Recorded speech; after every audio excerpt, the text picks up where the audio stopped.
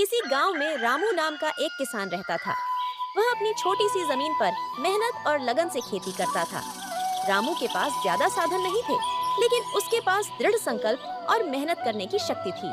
उसकी खेती ही उसके परिवार का पेट भरने का एकमात्र जरिया थी। रामू सुबह सूरज निकलने से पहले उठ जाता और खेतों की ओर निकल जाता। उसने अपने खेत को बड़े प्यार से संभाला था। बारिश के पानी पर निर्भर रहने के कारण उसकी फसल कभी अच्छी होती तो कभी खराब। लेकिन रामू हार मानने वालों में से नहीं था। वह हर बार नई उम्मीद और नई कोशिशों के साथ काम करता। एक साल गांव में भारी सूखा पड़ गया। फसलें सूख गईं और गांव के कई किसान अपने घर-बार छोड़कर शहर की ओर पलायन करने लगे। रामू ने भी सोचा कि अब आगे क्या किया जाए, लेकिन उसने फैसला किया कि वह अपने खेत को नहीं छोड़ेगा। उसने कर्ज लेकर एक कुआं खुदवाया और पानी का इंतजाम किया। यह काम आसान नहीं था, लेकिन रामू की मेहनत रंग लाई। अगले साल उसकी फसल लहलहा उठी।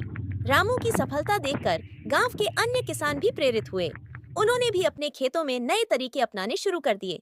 रामू अब न केवल अपनी जरूरतों को पूरा कर पा रहा था, बल्कि बाजार में भी अपनी उपज बेचने लगा। धीरे धीरे उसका जीवन सुधरने लगा। एक दिन रामू के खेत में एक सरकारी अधिकारी आया। उसने रामू के काम को देखकर उसकी तारीफ की और सरकार की तरफ से उसे एक पुरस्कार देने की घोषणा की। रामू को लगा कि उसकी मेहनत का फल उसे मिल गया।